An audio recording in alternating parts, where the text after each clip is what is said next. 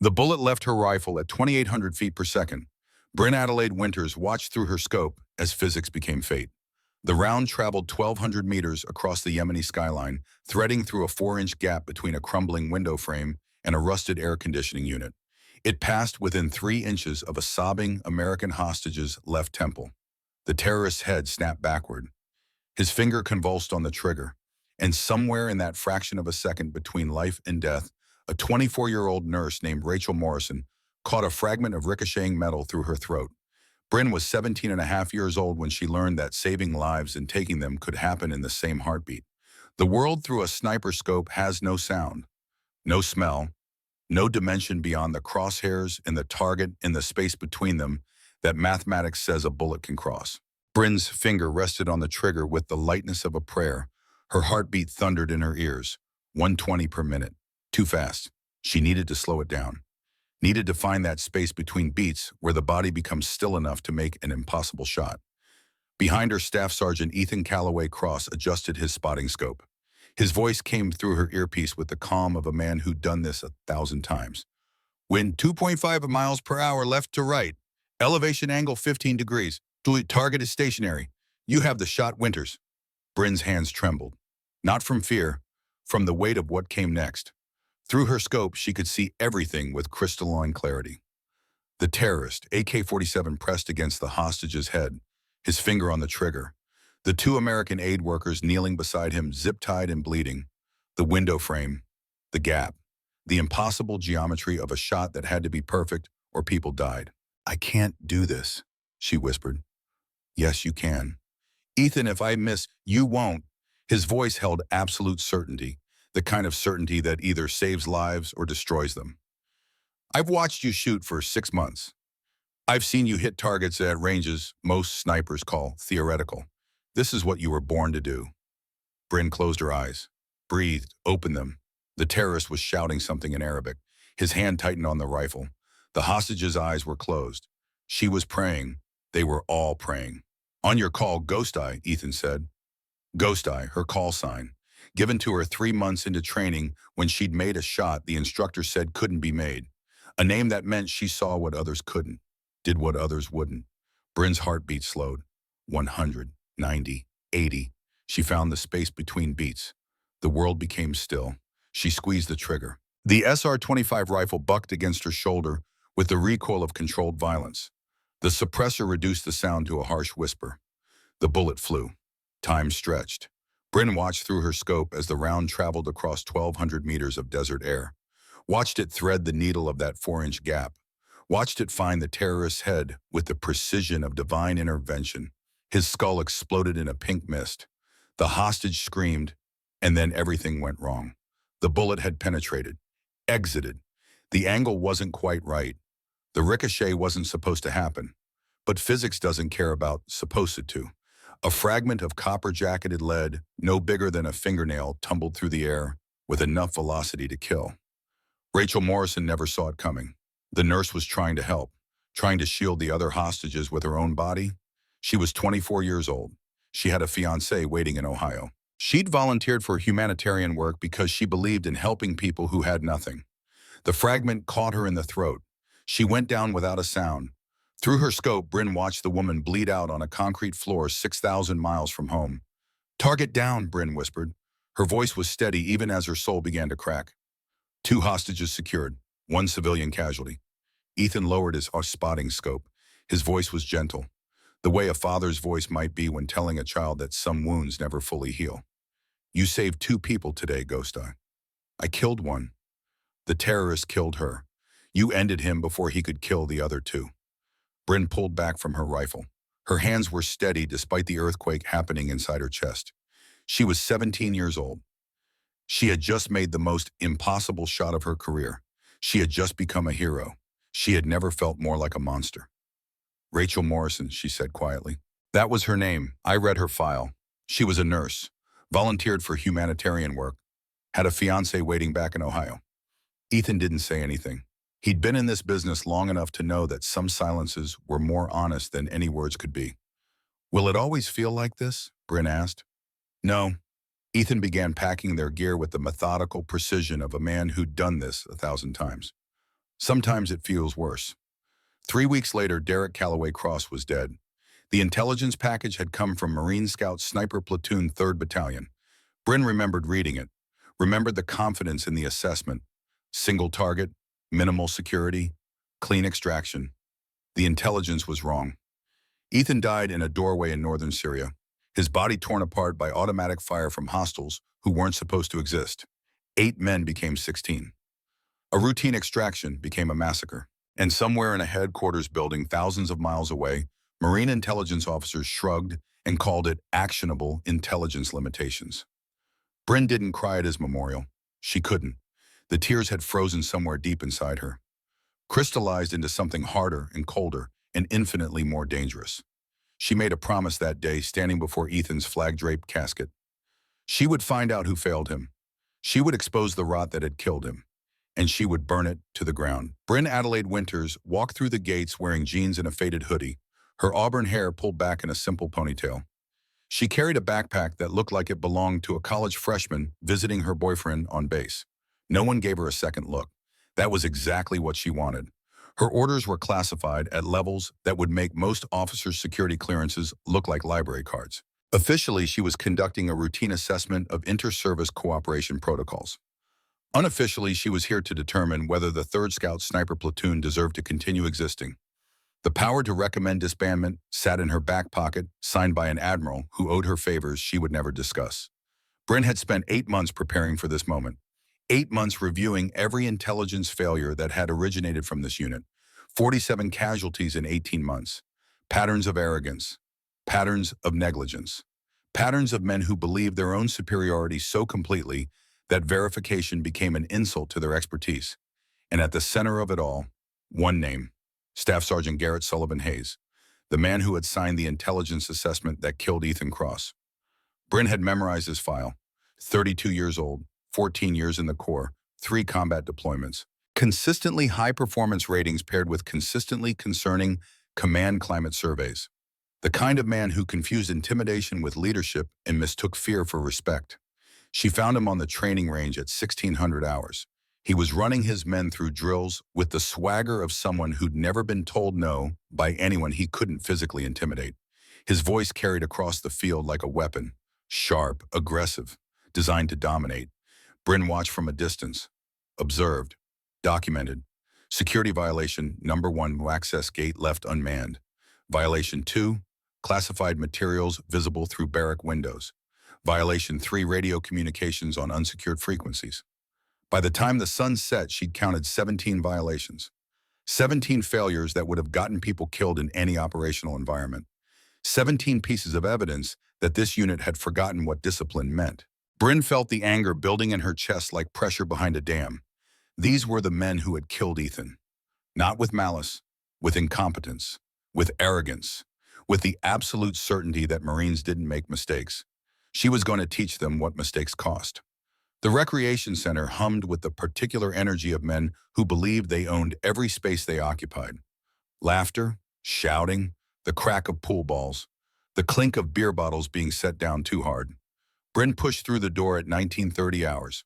40 pairs of eyes tracked her movement like wolves noticing a deer that had wandered too close to the pack.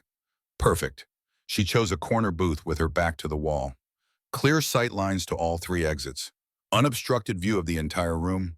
Old habits from a life spent in places where complacency meant death. Her phone came out. To anyone watching, she looked like a bored girlfriend scrolling through Instagram. In reality, she was documenting everything. Faces, ranks, group dynamics, the subtle hierarchies that revealed who really held power in this room.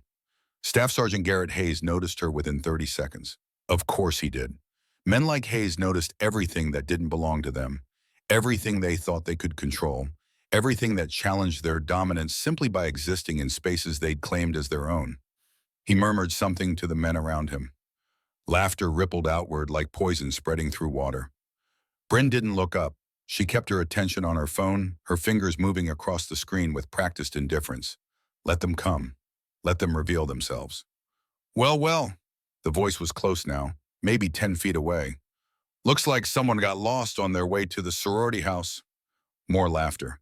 Bryn continued scrolling. Hey, sweetheart. Closer now. She could smell cheap beer and cheaper cologne. I'm talking to you. Bryn looked up. Garrett Sullivan Hayes stood over her table with the posture of a man who'd never been told no by anyone he couldn't physically intimidate. Behind him, 3 Marines formed a loose semicircle. Corporal Thorne Maxwell Reed, Lance Corporal Knox Daniel Mills, Private Marcus Webb. She'd read all their files too. Reed was the enforcer. Failed MARSOC selection twice. Channeled his inadequacy into aggression. Mills was the follower, desperate for acceptance, willing to cross any line if it meant belonging. Webb was the youngest, uncomfortable but silent, the kind of good kid who'd go along with bad things because he didn't know how to stand alone. Can I help you? Bryn's voice was flat, unimpressed. Hayes' smile didn't waver, but something flickered behind his eyes. People didn't usually respond to him with boredom. This is a military facility, sweetheart. Marines only. You lost or something. I'm exactly where I need to be. Is that right? Hayes pulled out the chair across from her and sat down uninvited. His Marines closed ranks around the booth, cutting off her exits.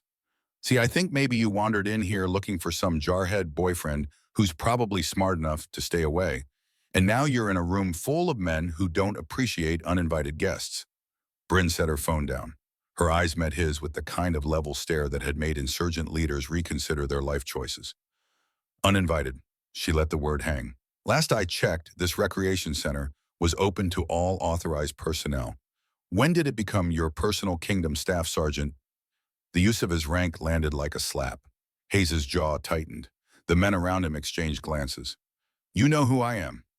I know a lot of things. Then you know you don't want to play games with me, little girl. Hayes leaned forward, using his size as a weapon. I've broken harder people than you before breakfast. Bryn's smile was winter. No, you really haven't. The tension in the booth stretched like a wire about to snap. Hayes' face had gone red above his collar. Behind him, Reed was practically vibrating with barely contained aggression, waiting for permission to act. You've got a mouth on you, Hayes said slowly. Someone should teach you some manners. Someone tried once. Bryn's voice was soft, almost gentle. He walked with a limp for 6 months. Laughter exploded from a nearby table. Marines who'd been eavesdropping on the confrontation. The sound hit Hayes like a physical blow. His authority was being challenged. His dominance was being questioned. And it was happening in front of his own men. He couldn't let that stand. Reed, the name came out flat and hard. Sarge, our guest here needs to understand how things work on this base. Help her find the door. Reed moved with the eager violence of a man who'd been waiting for exactly this kind of permission. He circled behind Bryn's booth, positioning himself at her back where she couldn't see him. Classic intimidation tactic. Surround the target, cut off escape routes, use superior numbers to establish dominance. It might have worked on a civilian. Ma'am, Reed's voice was mock polite. I think it's time you left. Bryn didn't turn around. I think I'll finish my drink first. That wasn't a request. Neither is this. Take 3 steps backward and keep your hands where I can see them. Reed laughed. It was an ugly sound, full of entitlement and cruelty. Listen, sweetheart. Don't call me sweetheart. I'll call you whatever I want. His hand reached for her shoulder. Touch me and I'll break your arm. The warning was delivered with such calm certainty that Reed actually hesitated. But his ego was bigger than his survival instinct. His fingers closed around her ponytail like she was nothing. Like she was prey. Corporal Thorne Maxwell Reed yanked hard, jerking Bryn's head backward. Sit down, little girl. We're not done with you. What happened next took 2.3 seconds. Bryn's hand came up, captured his wrist, applied a joint lock that turned his own grip into a lever against his elbow. Her body rotated with the fluid precision of water finding the path of least resistance.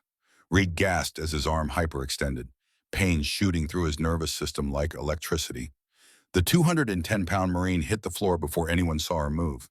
And when Bryn Adelaide Winters looked up, her eyes held something that made every man in that room stop breathing. She was 19 years old. She was the deadliest sniper the Navy had ever produced. And she had just begun. Reed scrambled backward, cradling his arm against his chest. His face was a mask of shock and humiliation. The recreation center had gone silent. 40 Marines stared at the impossible scene before them. A girl who looked like a college student had just put their unit's toughest enforcer on his knees without breaking a sweat. Hayes' face had gone pale, then red, then purple. His hands clenched into fists at his sides. You just assaulted a Marine, he said, his voice shaking with barely contained fury. Your Marine grabbed me without permission. That's assault. Bryn picked up her phone and resumed scrolling. I extracted myself using minimum necessary force. That's self-defense. Section 4 of the UCMJ. I can cite the specific statute if you need help understanding. I don't give a damn about statutes. Hayes was on his feet now, looming over her with all the physical presence he could muster. You think you can walk into my house, embarrass my men, and walk out like nothing happened? Bryn looked up at him. Her eyes were absolutely cold. Your house? She tilted her head slightly. Interesting. Tell me, Staff Sergeant, do you always refer to military facilities as your personal property? Does command know about your territorial interpretation of government resources? The question was a trap, beautifully constructed. If Hayes backed down, he'd look weak in front of his men. If he escalated, he'd be confirming exactly the kind of command climate issues that Bryn's assessment was designed to uncover. He chose escalation. Get up. His voice dropped to a dangerous growl. No. I said get up. He reached for her arm. I said no. His hand closed around her wrist. It was a mistake. Bryn flowed out of the booth like water taking the shape of violence. Her free hand struck the nerve cluster at his elbow. Her body rotated, redirecting his weight along vectors he couldn't control. And suddenly, Staff Sergeant Garrett Sullivan Hayes, 14 years in the Corps, 3 combat deployments, master of every physical confrontation he'd ever been in, found himself bent backward over the table with a teenage girl's forearm pressed against his throat. Here's what's going to happen, Bryn said, her voice clear and calm despite the chaos erupting around them. You're going to stop grabbing people without their permission. You're going to stop treating this facility like your personal kingdom. And you're going to start thinking very carefully about the consequences of underestimating people based on what they look like. Who the hell are you? Hayes choked out. Bryn smiled. It was the smile of someone who'd been waiting 8 months for this exact moment. I'm Sergeant First Class Bryn Adelaide Winters, Naval Special Warfare Command. Call sign Ghost Eye. She paused, letting the sniper designation sink in. And for the next 72 hours, I own you. She released him. Hayes stumbled, backward, gasping, his hand going to his throat. Around the room, Marines were pulling out phones, recording, texting, spreading word of the impossible thing they'd just witnessed. Bryn pulled a slim leather wallet from her back pocket. She opened it with deliberate precision, revealing military identification with classification markings that made their security clearances look like library cards. I've been on this base for 6 hours, she said. In that time, I've documented 17 security protocol violations, observed multiple instances of hostile command climate, and now have video evidence of 2 Marines assaulting a superior officer. She gestured at all the phones that had been recording. Thanks for the documentation, gentlemen. Hayes's face had gone the color of old ash. Commander, ma'am, I didn't know. That's exactly the problem, Staff Sergeant. Bryn gathered her things with practiced efficiency. You didn't know. You didn't ask. You didn't verify. You saw a young woman alone in your territory, and you assumed she was prey. She walked toward the door, then paused. That kind of assumption got 47 people killed last year, including my mentor. She turned back to face them. His name was Ethan Calloway Cross, call sign Hawk. He died in Syria because of faulty intelligence from a Marine unit that was too arrogant to verify their assessments. The room had gone completely still. Your unit staff sergeant. Bryn's voice was quiet now, but it carried to every corner of the space. Your intelligence, your failure. Hayes looked like he'd been punched in the stomach. We didn't. You didn't know, you didn't check, you didn't care. Bryn opened the door. Tomorrow morning, 0500 hours, training facility Bravo. You're going to have one chance to prove that you're capable of learning from your failures. She paused. If you can't, she shrugged. I have the authority to recommend this unit for immediate disbandment. You can't do that. Read my orders. She tossed the leather wallet onto the nearest table. Then tell me what I can't do. The door closed behind her. For a long moment, no one moved. Then Hayes snatched up the wallet and began reading. His face went through a transformation that would have been comical if the implications weren't so catastrophic. What does it say, Sarge? Mill's voice was barely above a whisper. Hayes didn't answer. He just kept reading, his hands trembling slightly as the full scope of their situation became clear. She was real. Her authority was real. And tomorrow morning, everything they thought they knew about themselves was going to be tested against genuine special operations standards. Get everybody together, Hayes finally said, his voice hollow. Now, we need to talk about what just happened. And we need to figure out how we're going to survive the next 72 hours. Outside, Bryn walked through the darkness toward her quarters. The night air was cool against her skin, carrying the scent of pine and distant ocean. She pulled out her phone and dialed a number from memory. Admiral, it's Ghost Eye. Initial assessment complete. She paused, listening. Yes, sir. Worse than expected. But there might be something worth saving. I'll know more after tomorrow. She ended the call and looked up at the stars. I'm here, Hawk, she whispered. And this time the people who failed you are going to learn what failure really costs. Somewhere in the recreation center, 40 Marines were confronting the possibility that their careers might end because they'd underestimated a 19-year-old girl in a hoodie. They had no idea that the real test hadn't even begun. The door hadn't closed behind Bryn for 30 seconds before Hayes's fist slammed into the wall hard enough to split his knuckles. How? His voice came out raw, broken. How the hell did we not know? Nobody answered. The recreation center felt like a crime scene now. 40 men standing in the wreckage of their assumptions, trying to understand how completely they'd miscalculated. Reed was still cradling his arm against his chest. His face had gone gray, the bravado stripped away like paint peeling off rusted metal. She's 19, Sarge. 19. How does a 19-year-old kid become a SEAL sniper? She's not a kid. Mills's voice was barely audible. He'd pulled up something on his phone, his face illuminated by the screen's blue glow. Ghost Eye, I found her. Jesus Christ, I found her. What does it say? Mills's hands were shaking. Youngest female sniper in naval special warfare history, recruited at 17 from competitive shooting championships. Confirmed kills at distances exceeding 1,200 meters. Primary operator on Operation Crimson Tide, Operation Neptune's Wrath. Operation... Stop, Hayes held up his hand. Just stop. The silence that followed was suffocating. Private Marcus Webb spoke for the first time, his voice quiet, almost apologetic. Sarge, she said something about her mentor, Morrison, Ethan Cross. Hayes's face changed. Something flickered behind his eyes that looked almost like recognition. What? Reed demanded. What is it? Syria. The word came out like a confession. 8 months ago, joint operation, SEAL fire team got ambushed during extraction. Hayes ran his hand over his face. Intelligence assessment came from our unit. My assessment. I signed off on it. Single target, minimal security. That's what our sources said. That's what I reported. The temperature in the room seemed to drop 10 degrees. How many casualties? Webb asked. 3 SEALs dead, 8 Marines wounded. Hayes stared at his bleeding knuckles like he'd never seen his own hands before. I wrote the after-action review myself, called it Intelligence Limitations Under Operational Constraints. Made it sound like nobody's fault. It wasn't your fault, Reed said quickly. Intel goes bad all the time. That's combat. Is it? Hayes looked up, and for the first time, his men saw something they'd never seen in his eyes before. Doubt. Or did I just tell myself that because it was easier than admitting I was sloppy? Nobody had an answer. The briefing room filled quickly. Word had spread through the battalion like wildfire. The teenage girl who dropped Reed and humiliated Hayes was a SEAL sniper with authority to shut them down. Marines who hadn't been in the recreation center arrived with disbelief on their faces. Marines who had been there arrived with something worse. The hollow expression of men who'd seen their own futures evaporate. Hayes stood at the front of the room, his injured hand wrapped in a field bandage. 40 faces stared back at him, waiting for leadership he wasn't sure he could provide. I'm not going to sugarcoat this, he began. We stepped in it bad. That woman isn't some Pentagon bureaucrat we can bury in paperwork. She's Tier 1. She's got more combat experience than most of us combined.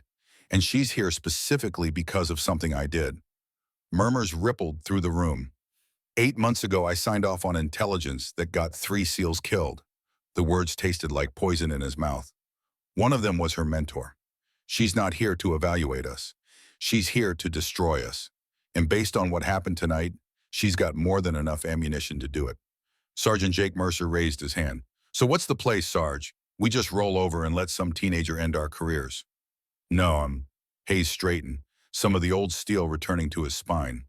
We fight. Not like tonight. That was stupid. We fight smart. We show her that whatever mistakes we've made, this unit is worth saving. How? She wants a competition tomorrow. Sniper against sniper. Jake, that's you. You're the best shooter we've got. If anyone can match her, it's you. Mercer nodded slowly. What's her range? According to what Mills found, her longest confirmed kill is 1,400 meters.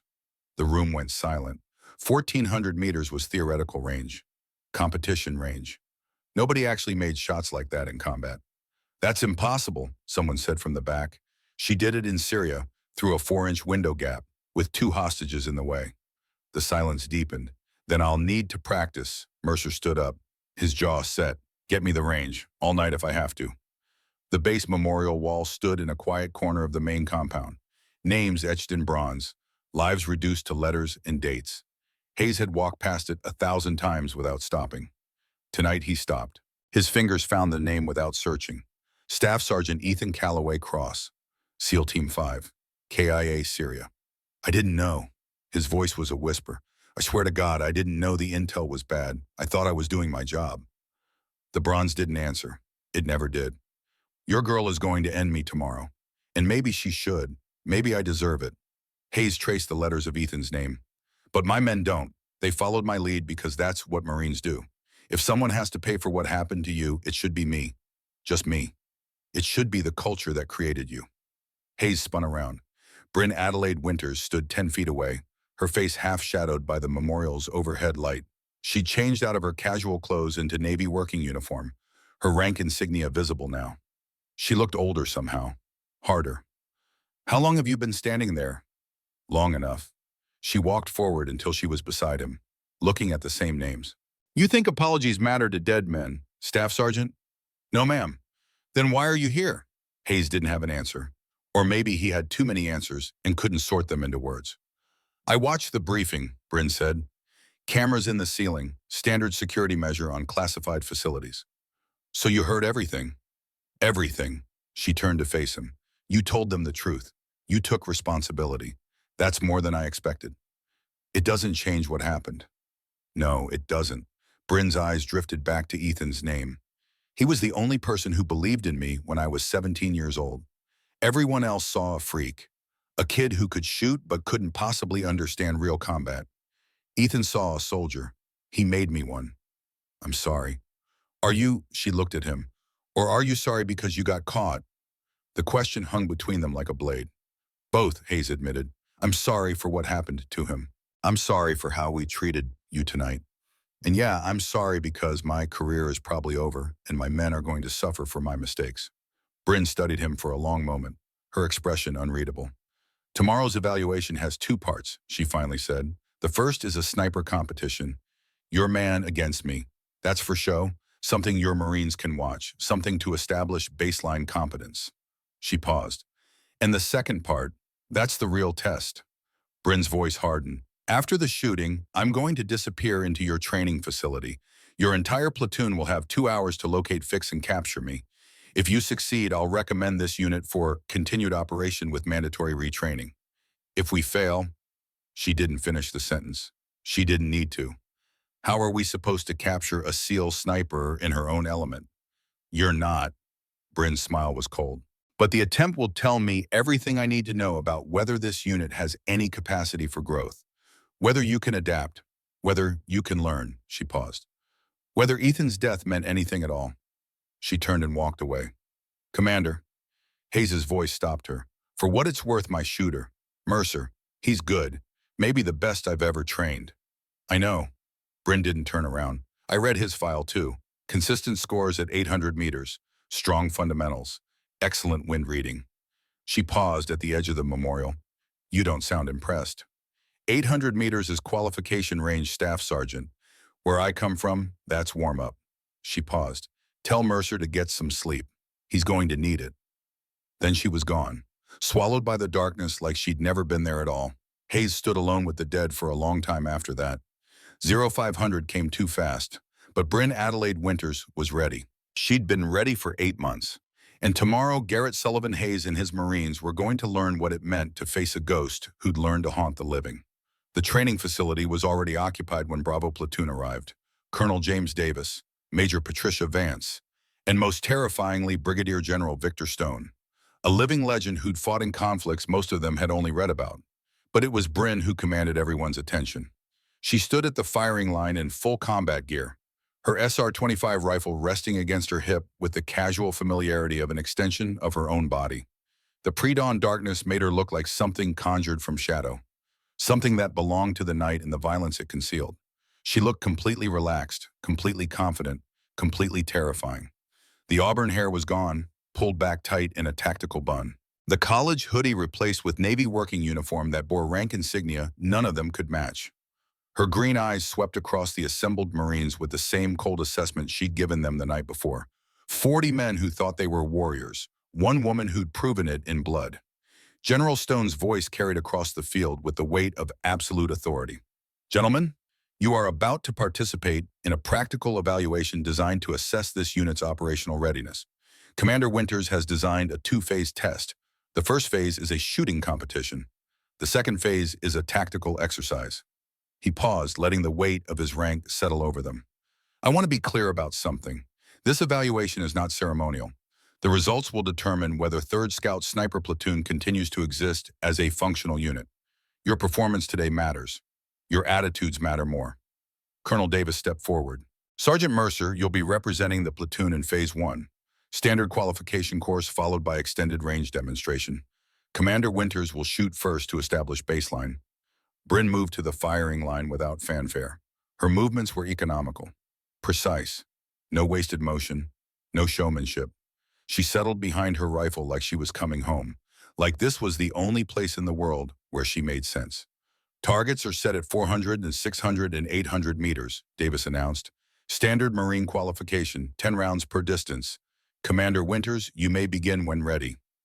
Bryn's first shot was perfect, so was her second, and her third. The morning air cracked with the rhythm of controlled violence. Each report from her rifle a statement of capability so far beyond what they understood that it felt like witnessing something supernatural. By the time she finished the 800-meter set, she hadn't missed once. 30 rounds, 30 hits, dead center, every single one. The Marines watched in silence. Mercer's face had gone pale. This wasn't competition. This was demonstration. The difference between someone who qualified and someone who transcended qualification into pure artistry. Qualification complete, Davis announced. Perfect score. Commander Winters, do you wish to proceed to extended range? Bryn stood up from her rifle and looked directly at Hayes. With the Colonel's permission, I'd like to modify the extended range demonstration. How so? Instead of preset targets, I'd like to engage at ranges of my choosing. 1,000 meters, 1,200 meters, 1,400 meters. She paused. I want your men to understand exactly what they're dealing with. Davis looked at Stone. The general nodded. Proceed. Bryn settled back behind her rifle. 1,000 meters away, a steel target the size of a human torso waited. At that distance, it looked like a postage stamp. The wind gusted across the range in patterns that changed moment to moment. Heat shimmer from the warming ground distorted everything. She took one breath, held it, squeezed. The clang of impact reached them a full second after the shot, sound traveling slower than the bullet that had already found its mark. Dead center. 1,200 meters. Same result. The 1,400-meter target was smaller, maybe 12 inches across. At that distance, it was barely visible to the naked eye. The wind was doing things that made accurate shooting feel like trying to hit a moving target while standing on a moving platform. Bryn didn't move for 30 seconds. She was reading the wind, building a mental map of how air moved across terrain, calculating variables that most shooters couldn't even perceive, mathematics and instinct combining into something that transcended both. Then she fired. The clang was faint, almost imperceptible. But it was there, dead center. 40 Marines stood in stunned silence. What they just witnessed wasn't supposed to be possible. It violated everything they understood about the limitations of rifle fire, about human capability, about the gap between theory and execution. That's impossible, someone whispered. That's absolutely impossible. Bryn stood up and stepped back from her rifle. Her hands were steady, but if someone had been watching closely, they would have seen the slight tremor in her fingers, the way her jaw clenched for just a moment, the flash of something in her eyes that looked like pain. She was seeing Yemen again, seeing Rachel Morrison fall, seeing the moment when perfection became tragedy. Your turn, Sergeant Mercer. Mercer walked to the line like a man approaching his own execution. His hands were steady. Years of discipline ensured that, but his eyes told a different story. He'd just watched a 19-year-old do things he'd been told were theoretical, things that existed in the realm of computer modeling and physics equations, but not in the real world where wind changed and bullets dropped and human error was inevitable. His qualification round was excellent, not perfect. 3 shots at 800 meters drifted slightly right, but excellent. 27 out of 30. Any other day he'd have been proud. Today, it felt like failure. Extended range, Davis asked. Mercer nodded. He had to try. His unit's survival depended on it. The 1,000-meter shot landed slightly off-center, but a hit, 1,200 meters. He took his time, read the wind, adjusted, fired. The target didn't ring. He tried again. Miss, again, miss. That's enough. General Stone's voice was gentle, almost kind. Stand down, Sergeant. Mercer stepped back from his rifle. His face was blank, but his hands were shaking. Bryn approached him. For a moment, Hayes tensed, expecting mockery, expecting the kind of humiliation that would break whatever spirit his men had left. Instead, Bryn's voice was quiet, almost respectful. You're a good shooter, better than 90% of Marines I've seen. Your fundamentals are solid. Your wind reading is competent. She paused. But you've never been pushed past your limits. You've trained to meet standards, not exceed them. That's not your fault. That's how you were taught. She looked at Hayes. That's how they were all taught. And that's the problem I'm here to fix. She turned to address the assembled Marines. Phase 1 is complete. You've seen what Tier 1 capability looks like. Now comes the real test. Her voice carried across the field like a promise of violence. In 15 minutes, I will enter your training facility. You will have 2 hours to locate, fix, and capture me. 40 men against 1. She checked her watch. Those don't sound like fair odds, Reed muttered. Bryn's smile was winter. You're right, they're not. You should probably ask for more men. She walked toward the training facility, disappearing into the complex like a ghost returning to haunt the living. Hayes gathered his men into a tight circle. Listen up.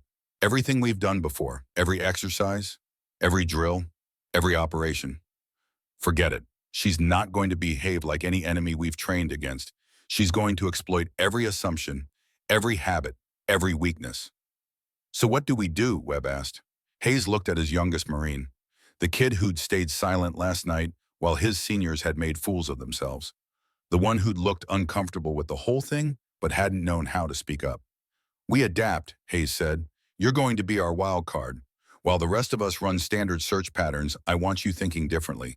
Ask yourself, where would she never expect us to look? What would she never expect us to do? Why me? Because you're the only one here who doesn't have 10 years of bad habits to unlearn. Hayes put his hand on Webb's shoulder. Today, that might be our biggest advantage. The timer started, and somewhere in the training facility, Bryn Adelaide Winters began hunting the hunters. The first 15 minutes were silent. 40 Marines spread across the training facility in textbook formation, covering sectors, maintaining communication, following every protocol they'd ever been taught. Their radio discipline was perfect. Their movement patterns were professional. Their confidence was absolute. They had no idea they were already losing. Alpha team in position, Sector 1 clear, Reed reported. Bravo team holding Sector 2, no contact. Charlie team sweeping Sector 3, nothing. Hayes listened to the reports from his command post and felt the first cold fingers of doubt crawling up his spine. It was too quiet, too easy. Bryn wasn't hiding, she was planning. All teams maintain vigilance. She's testing us. Testing us how? Mercer's voice crackled through the radio. There's nowhere she can go that we haven't covered. That's what worries me. 23 minutes and the first Marine went down. Private First Class Rodriguez was holding a corner position in Sector 4 when his radio went dead. No warning, no sound, just silence where his voice should have been. Rodriguez, report. Nothing. Rodriguez, silence. Bravo team, check on Rodriguez. Two Marines broke from their positions and moved toward Rodriguez's last known location. They found him sitting against a wall, his hands zip-tied behind his back, a piece of paper taped to his chest. The note read 1 of 40. Your communications are predictable. Your positions are obvious. Try harder. Son of a... Reed's voice cracked with frustration. She took him without anyone hearing a thing. How? Because she's better than us, Webb said quietly. She's not playing our game. She's playing her own. At the 31-minute mark, Bryn's voice crackled across every radio frequency simultaneously. Staff Sergeant Hayes, your encryption is laughable. I've been listening to your tactical communications since minute 3. 40 Marines froze. Here's what I've learned. Her voice was calm, conversational, like she was giving a classroom lecture instead of systematically dismantling their entire operational framework. Your Alpha team leader scratches his nose before giving orders. Your Bravo team has a 3-second gap in their rotation every 45 seconds. Your Charlie team hasn't changed their patrol pattern once since the exercise began. How is she doing this? Someone whispered. She's not doing anything special, Hayes said slowly, the realization hitting him like ice water. She's just paying attention. Something we forgot how to do. Correct, Staff Sergeant. Bryn's voice was almost approving. Question for your men. If I can identify your patterns in 30 minutes, what could an enemy do with 30 days? The radio went silent. New plan, Hayes said. Everyone switched to backup frequencies. Randomize your patrol patterns, and for God's sake, stop being predictable. The next 17 minutes were key. Marines abandoned their training, improvising, trying to be unpredictable. Some succeeded, most didn't. The harder they tried to break their patterns, the more obvious their attempts became. Bryn picked them apart like a surgeon dissecting a corpse. Corporal Williams went down at the 44-minute mark, found zip-tied in a supply closet he'd been certain was empty. The note on his chest read, 2 of 40. Your random patterns follow predictable logic. Humans are terrible at true randomness. Sergeant Patterson was next, taken from a position he'd chosen specifically because it broke protocol. His note said, 3 of 40. Breaking patterns only works if you understand the new pattern you're creating. 2 more fell at the 52-minute mark, a paired team that had been watching each other's backs with perfect discipline. They never saw Bryn coming, never heard her. One moment they were professionals executing their training. The next moment they were casualties with matching notes. 4 and 5 of 40. Mutual security is an illusion when neither person knows what to look for. This is insane, Reed growled into his radio. We've got 40 trained Marines and she's picking us off like we're recruits on the first day of boot camp. Because we're fighting her way, Webb said, his voice quiet but certain. She set the rules. She picked the battlefield. She chose the tactics. We're reacting to her instead of forcing her to react to us. Hayes heard something in the young Marine's voice that made him pause. Webb, what are you thinking? She knows how Marines operate, right? She studied us, trained against us. She can predict everything we're going to do because we do it the same way every time. So what if we stop being Marines? What if we start being something else? The radio went quiet for a long moment.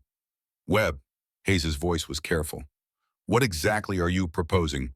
Let me go dark, Sarge. Radio off. No pattern. No logic. I'm going to stop thinking like a hunter and start thinking like prey. That's insane. It's what she'd do. Webb's voice carried a certainty that surprised everyone, including himself. She's not hunting us, Sarge. She's hurting us, moving us where she wants us, using our own training against us. So I'm going to stop being useful to her. Stop being where she expects. Stop moving in ways she can predict. He paused. I'm going to disappear. And when she looks for me, I'll be looking back. Hayes closed his eyes. It was a terrible plan. It violated every principle of unit cohesion and coordinated movement. It would leave Webb completely alone against someone who had already demonstrated she could take Marines at will. It was also the first creative, tactical thinking he'd heard all day. Do it. Radio silent. We'll run distraction patterns to keep her focused on the main force. Understood, Sarge. Webb going dark. The radio clicked off. And somewhere in the training facility, a 19-year-old ghost smiled. She'd been waiting for someone to adapt. The next 20 minutes were a massacre. Bryn moved through the Marine formation like smoke through fingers. She appeared from shadows they'd checked, vanished into spaces they'd cleared, left a trail of zip-tied professionals who would spend years wondering how they'd failed so completely. 6 of 40, 7, 8, 9. Each note contained a specific critique, not insults, not mockery, but clinical assessments of exactly where each Marine had failed and why. 10. Your breathing is too loud when you're nervous. 11. You telegraphed your movement by shifting weight to your lead foot. 12. You trusted technology over instinct. Your thermal signature betrayed you. Hayes watched his force crumble and felt something he hadn't experienced in 14 years of military service. Helplessness. Complete total helplessness against an opponent who seemed to exist outside the rules of engagement. She's not even using weapons, Mercer reported, his voice hollow. She's taking us down with pressure points and joint locks. She could kill every one of us, and she's choosing not to. That's the point, Hayes said. Understanding now, the realization settling into his bones like cold truth. She's showing us mercy. She's teaching us. And we're too proud to learn. 15, 16, 17. By the 70-minute mark, Bryn had neutralized nearly half the platoon without a single shot fired. The remaining Marines had clustered together in defensive positions, abandoning offense entirely, hoping that numerical superiority would protect them from a threat they couldn't see, couldn't predict, couldn't understand. It didn't. 18 and 19 went down together, taken from behind while their partners looked the wrong direction. 20 fell while calling for backup, the zip ties around his wrist clicking shut before his radio transmission finished. And then something changed. Bryn's voice crackled across the frequency again, but this time something in her tone was different. Staff Sergeant Hayes, I'm impressed. One of your Marines has gone off grid. Webb, I assume. He's been invisible for the last 43 minutes. Hayes felt a surge of pride mixed with terror. He's learning, Hayes said. He is, which means this exercise just got interesting. A pause. 21 minutes remaining. I'm going to continue reducing your force while hunting your wild card. May the best operator win. The radio went silent. Hayes looked at the tactical map, at the red markers showing every Marine who'd been neutralized, at the shrinking circle of his remaining force. 20 men left against a ghost who'd already proven she could take them all. But somewhere out there, Marcus Webb was hunting too. Webb had spent the first 40 minutes doing nothing. He'd found a maintenance crawl space that wasn't on any map, wedged himself into a position that would be torture for anyone larger than his lean frame, and simply waited. He didn't move. He didn't breathe loudly. He became part of the building itself. He realized exactly what Bryn had done at the beginning. She hadn't started hunting them immediately. She'd observed, learned, built a mental map of who they were and how they operated. So Webb watched. He watched through a ventilation grate as Bryn passed within 3 feet of his position, moving with a fluid grace that barely disturbed the air. He memorized her movement patterns, the way she checked corners, the subtle rhythm of her breathing. She was good, impossibly good, but she was still human, and humans had patterns, even the ones who thought they didn't. At the 87-minute mark, Webb left his hiding spot. He didn't move toward where Bryn had been. He moved toward where she would be. The logic was simple once he stopped thinking like a Marine. Bryn wasn't random. She was efficient. She was working through their formation systematically, neutralizing threats while maintaining positions that gave her multiple escape routes. That meant there were places she would go and places she wouldn't. Webb positioned himself in a place she wouldn't expect anyone competent to be. A dead end with no tactical value, no cover, no concealment. It was such a terrible position that no trained operator would choose it, which meant Bryn would never look there. He waited. 93 minutes in, he heard footsteps, light, controlled, coming closer. Bryn passed the entrance to his dead-end corridor without slowing. Why would she check it? There was nothing there worth finding. Webb counted to 3. Then he moved. He didn't try to fight her. He didn't try to subdue her. He'd seen what happened to people who tried that approach. Instead, he simply followed, matching her pace, staying in her blind spot, learning her rhythm. For 8 minutes, he shadowed the ghost. Bryn took 2 more Marines during that time. Webb watched how she did it. The approach angles, the timing, the pressure points she targeted. He filed everything away, building a profile of her tactics the same way she'd built profiles of theirs. Then she stopped. You can come out now, Private Webb. Webb's heart seized. How he'd been perfect. He'd done everything right. Your shadow fell across my peripheral vision 6 minutes ago. I've been letting you follow me to see what you'd do. Bryn turned to face him. In the dim light, her green eyes were almost luminous. Most people would have attacked by now. Why didn't you? Because I can't beat you in a fight. Webb's voice was steady despite the adrenaline flooding his system. But I can learn from you, and what I learn I can teach. Bryn studied him for a long moment. Something shifted in her expression. Not warmth exactly, but recognition. How old are you, Webb? 20, ma'am. You remind me of someone. Her voice softened almost imperceptibly. He used to say the strongest leaders aren't those who win alone. They're the ones who build strength in others. Your mentor, Ethan Cross. Bryn's jaw tightened. Yes. I'm sorry about what happened to him. I know our unit's intelligence. Don't. The word came out sharp enough to cut. Don't apologize for something you didn't do. That's cheap. If you want to honor his memory, be better than the people who failed him. Webb nodded slowly. Then teach me, please. For a long moment, Bryn said nothing. Then she reached into her vest and pulled out a set of zip ties. Here's your first lesson. She handed them to him. Sometimes surrendering is the smartest tactical decision. I'm giving you a choice, Private. You can let me zip tie you and this encounter ends with you as another casualty, or you can take these back to your command post and report everything you've learned. That's not much of a choice. Every choice is significant. Bryn's voice carried weight beyond her years. The question is whether you have the wisdom to see it. Webb looked at the zip ties in his hands. He could feel the weight of the decision pressing down on him. What happens if I go back? Then you become the first Marine today who didn't fail. And maybe, she paused, maybe your unit survives this evaluation. Webb turned and walked away. He didn't run. He didn't look back. He carried the zip ties like they were made of gold. Because in that moment, they were worth more than gold. They were worth the future of 40 men who'd forgotten how to learn. Behind him, Bryn Adelaide Winters watched him go. Not bad, kid, she whispered to herself. Not bad at all. The command post fell silent when Webb walked in. Hayes looked at his youngest Marine, unbound, unharmed, carrying enemy equipment like a trophy. Something had changed in Webb's eyes. The nervous recruit who'd arrived that morning was gone. In his place stood someone who'd seen behind the curtain and survived. Webb. Hayes's voice was careful. Report. She caught me, Sarge. Knew I was there the whole time.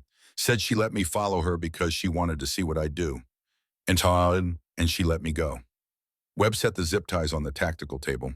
She said it was a choice. That surrendering was sometimes the smartest tactical decision. So why didn't she zip tie you? Because I wasn't trying to win.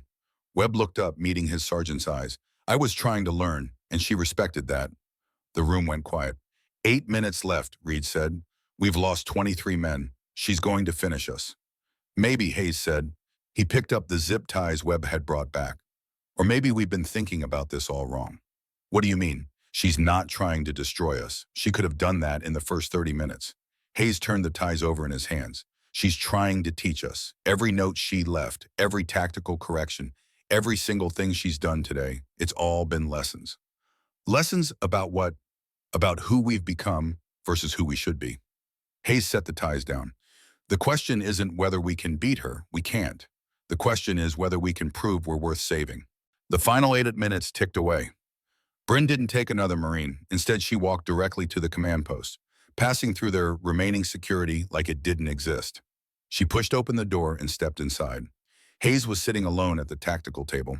She was drinking his coffee, reading his classified patrol reports, completely at ease in the heart of enemy territory. You could have captured me, she said. Webb had my position. He could have called it in. Would it have mattered? No. Bryn set down the coffee cup. But it would have shown initiative. It would have shown you understood what this exercise was really about. And what is it about transformation? Bryn's voice carried the weight of 8 months of grief and a lifetime of lessons learned in blood. Your unit has 3 critical failures. Your intelligence protocols are outdated, your communication security is non-existent, and your leadership culture prioritizes ego over competence. Hayes didn't argue. He couldn't. These failures killed 47 personnel in the last 18 months, Staff Sergeant, including my mentor. Bryn pulled a folder from her vest, thick, heavily classified, containing the documented evidence of a unit's systematic dysfunction. I have the authority to end you, all of you. One signature in Bravo platoon becomes a footnote in Marine Corps history. She let the folder land on the table between them. So end us. Hayes's voice was hollow. If that's what we deserve, then do it. Don't drag it out. Is that what you want? What I want doesn't matter. What matters is whether my men can become better than what I made them. Hayes looked up, and Bryn saw something she hadn't expected in his eyes.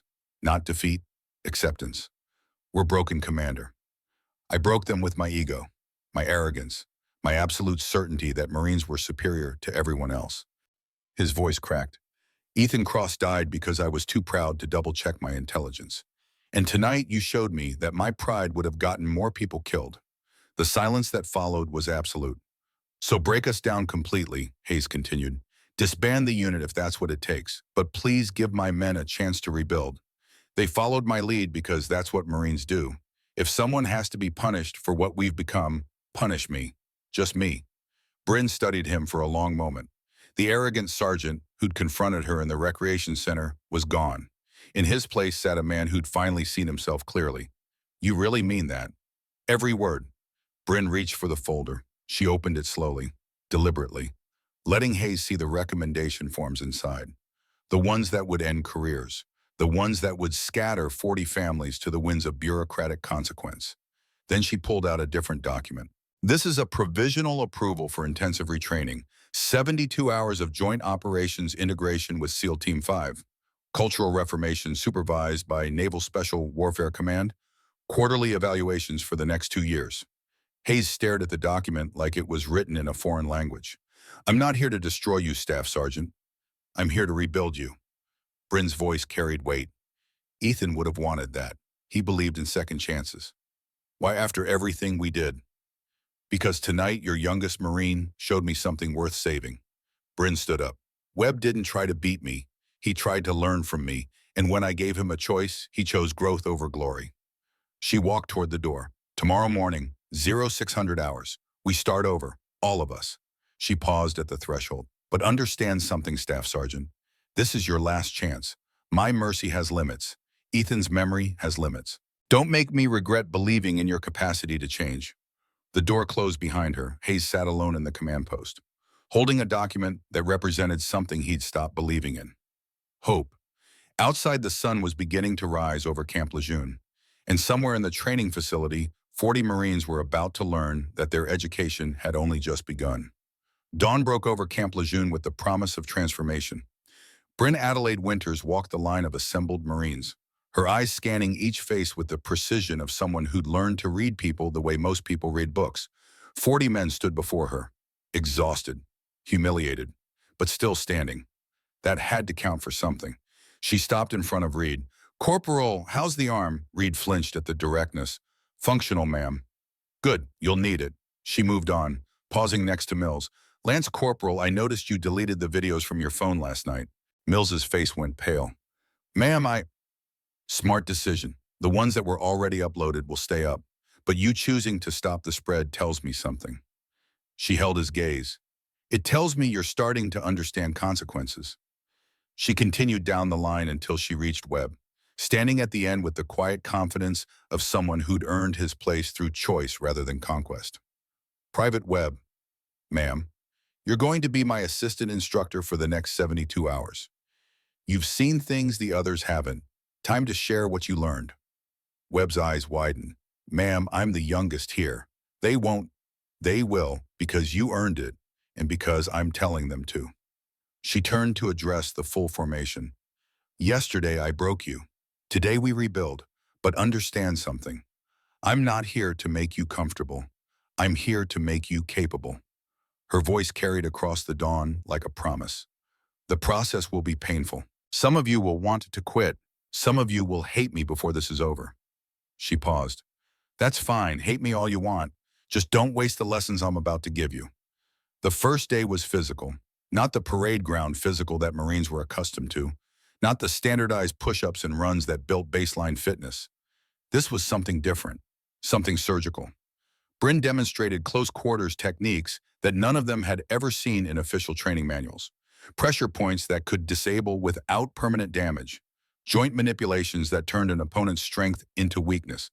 Movement patterns that made their standard combatives look like children wrestling. The body has 206 bones, Bryn said, flowing through a demonstration with Hayes that left the sergeant on his back in under 2 seconds. It has over 600 muscles. And it has exactly 732 points where moderate pressure causes significant pain. She helped Hayes up without ceremony. Your enemy knows some of these. I know all of them. By noon, every Marine had been put on the ground at least 3 times. By evening, the number was closer to 12.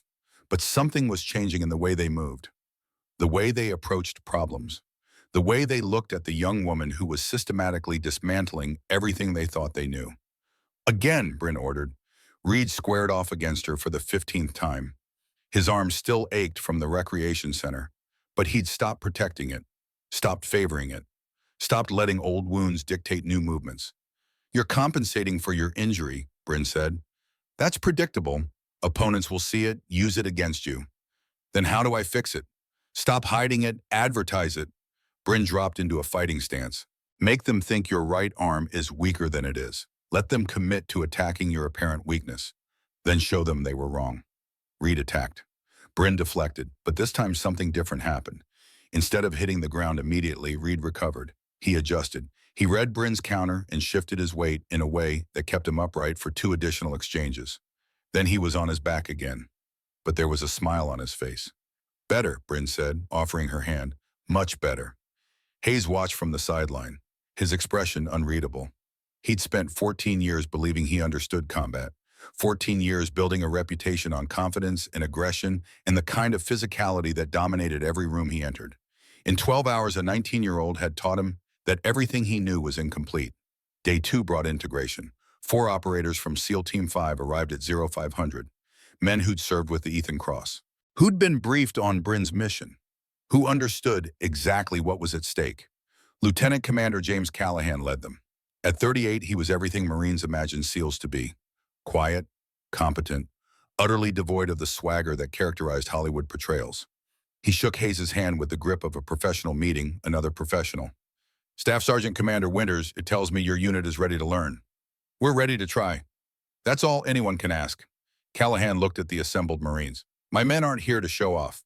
We're here to demonstrate what partnership looks like. The exercises today will require coordination between your teams and ours. Success will depend on communication trust and the willingness to check your egos at the door. The first joint exercise was a disaster. Marines and SEALs couldn't coordinate.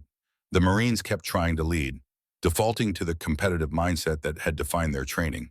The SEALs adapted around them, but the friction was obvious. Bryn stopped the exercise after 17 minutes.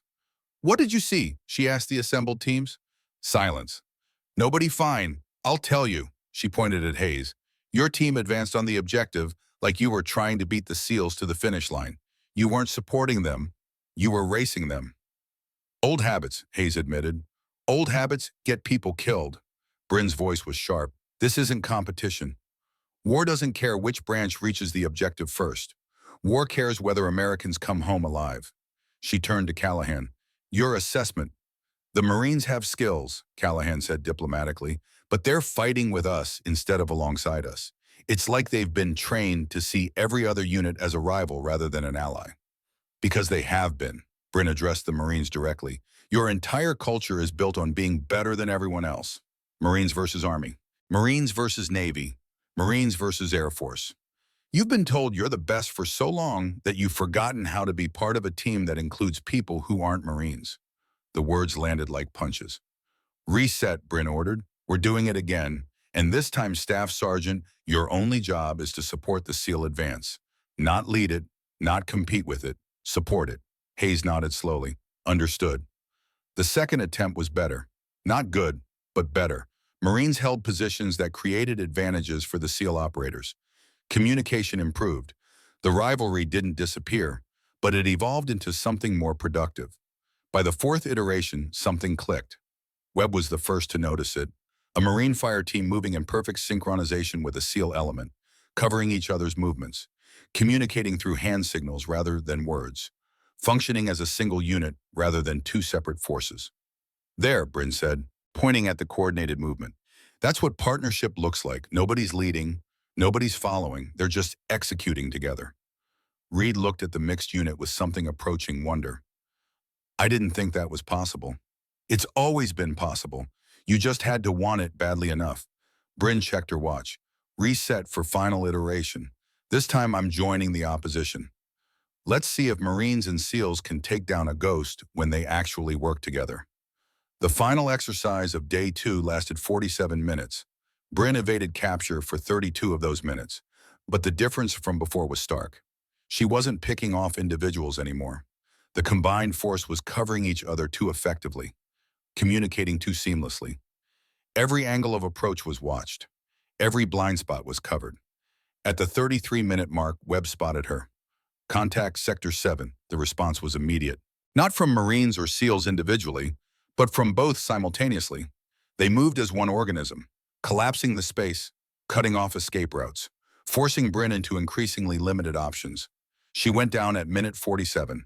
tackled by a coordinated effort from Reed and a SEAL petty officer named Torres. It wasn't elegant, it wasn't pretty, but it was effective. Time, Callahan called. Target secured. Bryn brushed dirt off her uniform as the combined team released her. There was something new in her expression. Not quite pride, but something close. 47 minutes, she said. Yesterday you couldn't touch me in 2 hours. Today, you caught me in under an hour. She looked at Hayes. What changed? We stopped trying to win, Hayes said slowly. We started trying to work together. Exactly. Bryn addressed both teams. Individual excellence is worthless if it can't be integrated into a larger effort. The best operators I've ever known weren't the strongest or the fastest. They were the ones who made everyone around them better. She paused. Something shifted in her voice. Someone taught me that once, a long time ago. That night, Bryn found herself at the memorial wall again. She hadn't planned to come here. Her feet had simply carried her to this place, to these names, to this silence. Ethan's name gleamed in the bronze like a question she still didn't know how to answer. Are you proud of me? She whispered. Am I doing this right? Footsteps behind her. She didn't turn. Commander. Hayes' voice was quiet, respectful. I didn't mean to intrude. You're not intruding. There's room for both of us. Hayes moved to stand next to her, his eyes finding Ethan's name immediately. I've walked past this wall 1,000 times since I transferred here. Never stopped until 2 days ago. Why not? Because stopping would mean acknowledging that the names were real, that they were people. His voice cracked slightly. It's easier to think of casualties as statistics, numbers on a report, things that happen to other units, other missions, other people's friends. Until they're your fault, Hayes flinched. Yeah, until then. They stood in silence for a long moment, two people from different worlds, joined by shared weight of responsibility and grief. Tell me about him, Hayes said finally. Not the classified stuff, just who he was. Bryn's breath caught. Nobody had asked her that. Not the admirals who debriefed her after Yemen, not the counselors who tried to help her process the loss, not even the SEAL team members who'd served beside Ethan for years. Nobody had asked who he was, just what he'd done. He was terrible at cooking, she said, and the words surprised her with their softness. Used to burn water, he said, made these awful protein shakes that tasted like wet cardboard and chalk. But he'd drink them every morning with this expression, like he was enjoying fine wine. Hayes didn't interrupt, just listened. He found me at a shooting competition when I was 17. I'd just broken a national record and everyone wanted to talk about my technique, my training, my future in competitive shooting. Bryn's voice caught. Ethan asked me what I was afraid of. What did you tell him? I told him I was afraid of being ordinary, of having this gift and wasting it on paper targets while people were dying in places I couldn't pronounce. She wiped at her eyes. He said he knew a place where I could make a difference, where my gift could save lives instead of winning trophies. And you said yes. I said yes before he finished the sentence. Bryn laughed, but there was no humor in it. My parents thought I was insane. My coaches thought I was throwing away a career. But Ethan saw something in me that nobody else did. He saw a warrior waiting to be born. He was right. Was he? Bryn turned to face Hayes. Because sometimes I wonder. I've done things, Staff Sergeant. Things that keep me awake at night.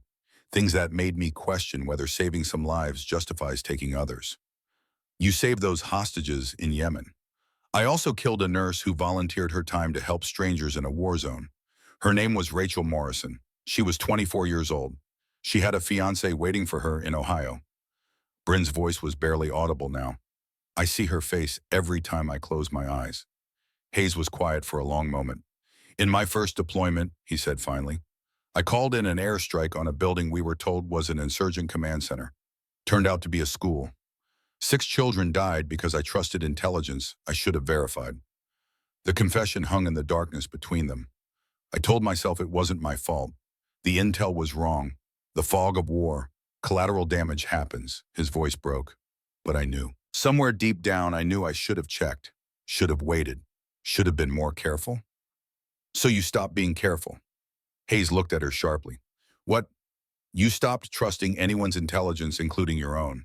You built walls. You convinced yourself that confidence was the same as competence, that never admitting doubt meant never being responsible for mistakes. Bryn's eyes were gentle, despite her words. It's a common response to trauma, protection through aggression. How do you know that? Because I did the same thing. Bryn turned back to Ethan's name. After he died, I shut down, stopped trusting Marine intelligence entirely, stopped trusting anyone outside my immediate team. I came here ready to destroy your unit because destroying you felt safer than admitting I couldn't save him. So why didn't you? Because of Webb. He reminded me that people can change, that second chances mean something, that Ethan would have wanted me to build bridges, not burn them. Hayes was silent for a long moment. When he spoke again, his voice was different, stripped of pretense. Just a man trying to understand his own failures. Can we fix this? Really fix it? Not just pass your evaluation, but actually become what we should have been all along. I don't know, Bryn said, her honesty brutal. But I know you can try, and trying is more than most people ever manage. She reached out and touched Ethan's name one final time. He believed in second chances, Staff Sergeant. He gave me one when I was 17 years old and didn't know who I was supposed to be. She looked at Hayes. I'm offering the same thing to you. Don't waste it. 2 weeks later, the deployment orders arrived. Syria, joint operation with SEAL Team 5. High-value target extraction in hostile territory. The same region where Ethan had died. Hayes read the orders 3 times before he could process them. Bryn walked into his office without knocking. You volunteered us, Hayes said, not a question. I volunteered myself. Your unit was selected based on your performance over the last 2 weeks. She sat down across from him. This is your real test, Staff Sergeant.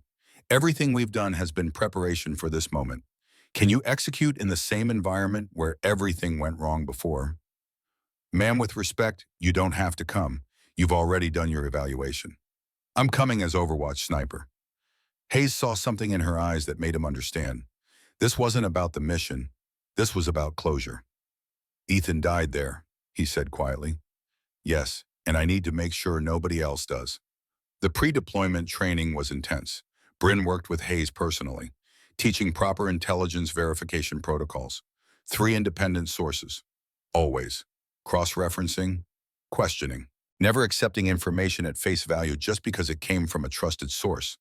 Trust isn't enough, she said, echoing the words she'd thrown at him that first night. Verification is mandatory every single time. Webb was promoted to fire team leader on Bryn's recommendation. Reed had transformed from enforcer to team player. The change visible in how he moved, how he communicated, how he treated the younger Marines. The night before deployment, the entire team gathered at the memorial wall. Bryn stood before Ethan's name, 44 men behind her, Marines and SEALs together. Tomorrow we return to the place where Staff Sergeant Cross gave his life, she said. We go with better intelligence, better training, better coordination, but most importantly, we go as a team. She touched Ethan's name. This is for you, Hawk. We're going to do it right this time. Hayes stepped forward. Commander Winters came here to destroy us. She had every right to. We'd failed. Failed our mission, failed our standards, failed the people who trusted us. His voice strengthened. Instead, she gave us a chance to become better, to learn, to transform. Tomorrow we proved that her faith wasn't misplaced.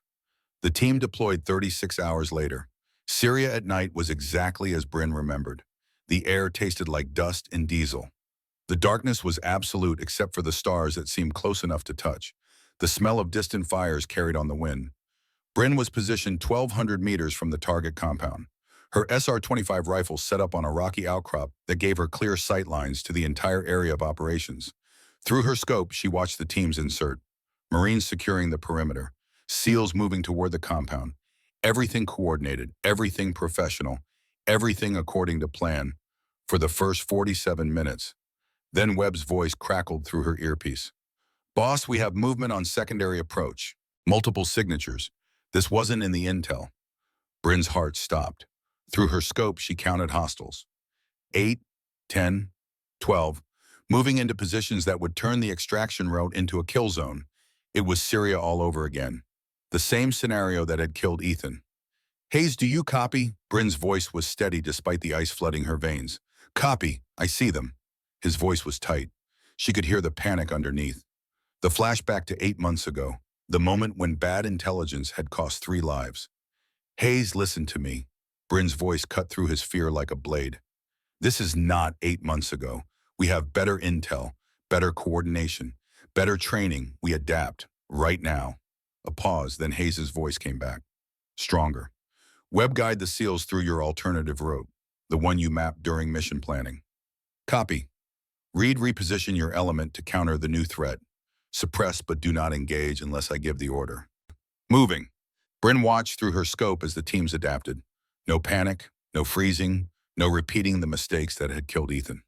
They were learning.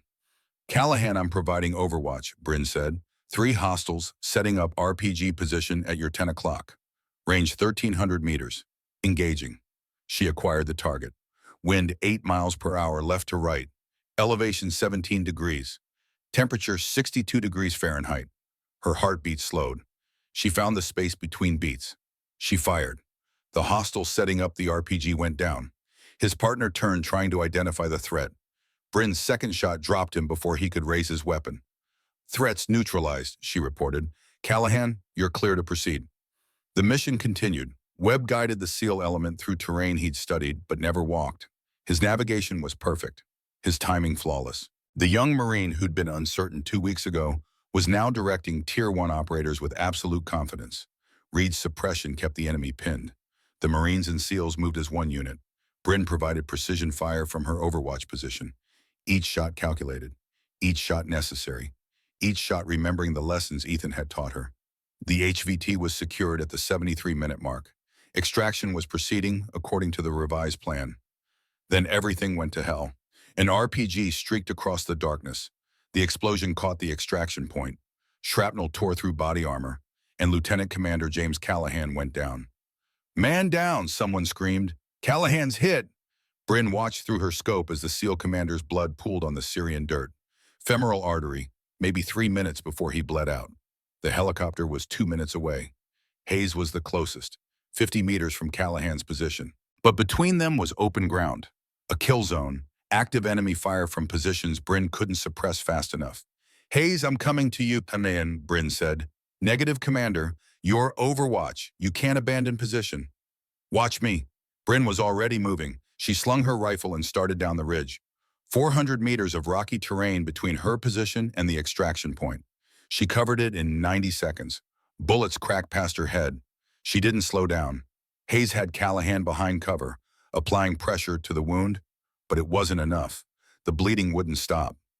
Bryn slid into position beside them. I'm not losing anyone else I care about, she said. Her hands moved with practiced efficiency.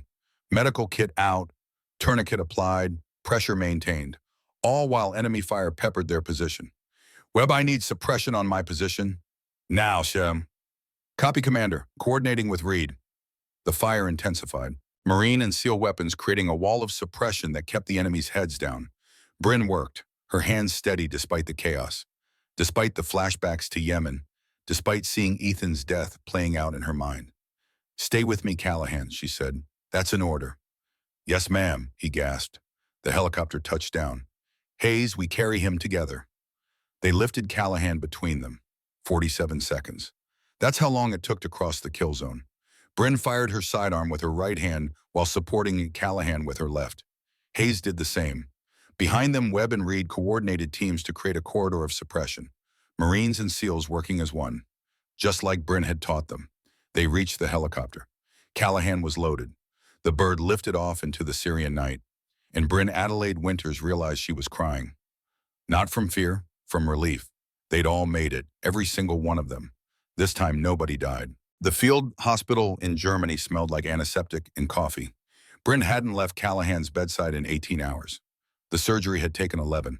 The doctor said he'd survived because of the immediate treatment on site, because someone had known exactly what to do and had the hands steady enough to do it under fire. Hayes brought her coffee at 0600. He's going to make it, he said, because of you. Because of us, Bryn corrected. All of us. Callahan's eyes opened. Did we? His voice was rough from the breathing tube. Did we get him out? HVT secured. 0 friendly KIA. Mission success. Bryn squeezed his hand. You're going home, Commander.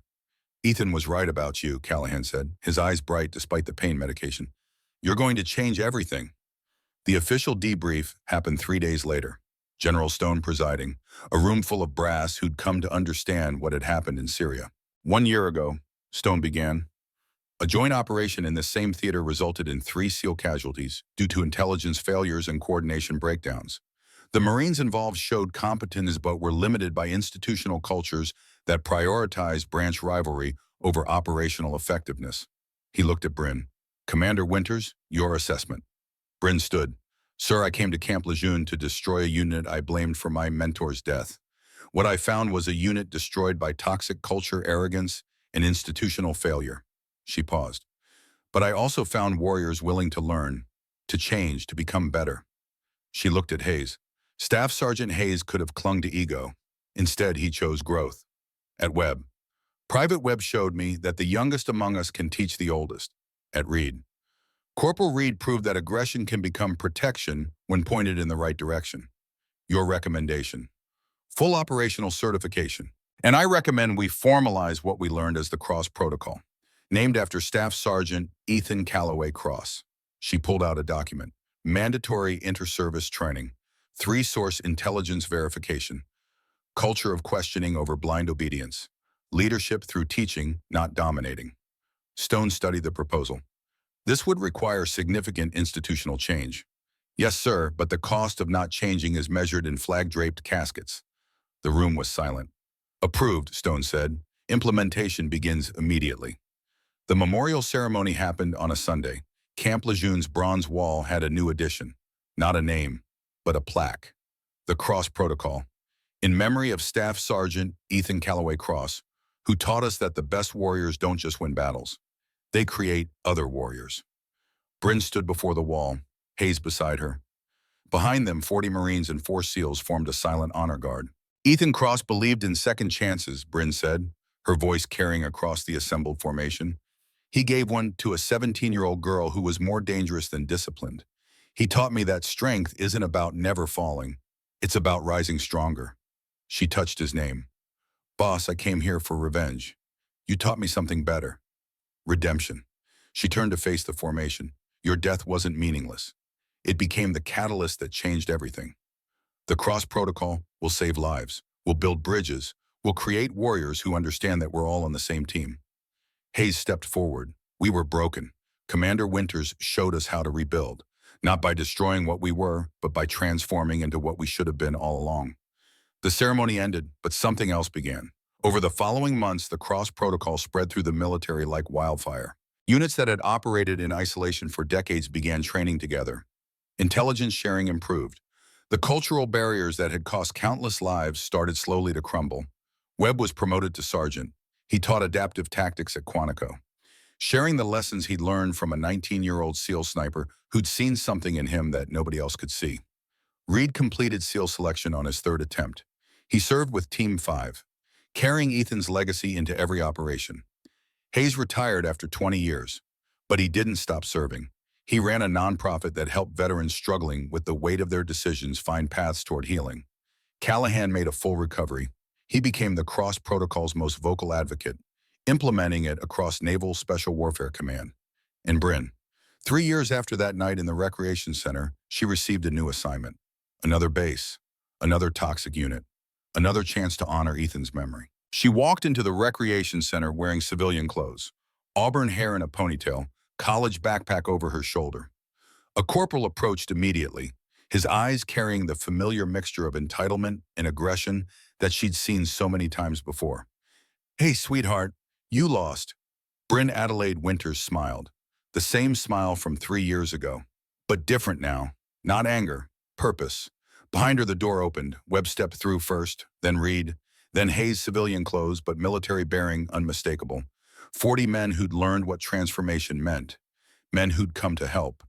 The Recreation Center went quiet. Actually, Bryn said to the corporal, her voice calm and certain, I'm exactly where I need to be. She pulled out her phone. On the screen was a photo of Ethan Cross, smiling, young, alive in memory, if not in body. Gentlemen, Bryn said, turning to her team, her voice loud enough for every Marine in the room to hear. This is going to be familiar. Same patterns, same toxicity, same broken culture we fixed 3 years ago. Webb smiled. Then we know exactly what to do. We teach, Reed added, like you taught us. Hayes approached the corporal, who now looked thoroughly confused and slightly terrified. Son, Hayes said gently, 3 years ago I was you, arrogant, certain I knew everything. Then I met Commander Winters. She didn't destroy me, she rebuilt me. Bryn showed the Corporal Ethan's photo. This man believed people could change, could grow, could become better than their worst moments. Her voice softened. He gave me that chance. I'm giving it to you. She looked at her team. We're giving it to all of you. The corporal's voice cracked. Who, who are you? I'm Sergeant First Class Bryn Adelaide Winters, Naval Special Warfare Command. She pulled out her ID, the same leather wallet from 3 years ago. And we need to talk about your command climate. She gestured to her assembled team. These men were exactly where you are now. Broken, arrogant, convinced they had all the answers. They learned differently. They chose to grow, and now they're here to help you do the same. Bryn walked to the center of the recreation center. Every eye was on her. Let's get to work. And somewhere beyond the reach of bronze in memory, Ethan Calloway Cross smiled. His gift hadn't been wasted. His death had transformed darkness into light, revenge into redemption, broken warriors into teachers, one unit at a time, one choice at a time, one second chance at a time. The cycle continues. Bryn understood what Ethan had known all along. True warriors don't measure success in victories won. They measure it in warriors forged. And her legacy was just beginning. The recreation center buzzed with the energy of transformation. 40 Marines stood at a crossroads. Behind them, the path of arrogance and failure. Before them, the possibility of something better. Bryn looked at Webb, at Reed, at Hayes, at the men who'd chosen growth over pride. Show them, she said simply. And they did, because that's what the cross protocol meant. Warriors creating warriors. Second chances creating more second chances. Building bridges where others burn them. Teaching instead of dominating. Growing instead of breaking. Learning instead of knowing. Becoming instead of being. Forever.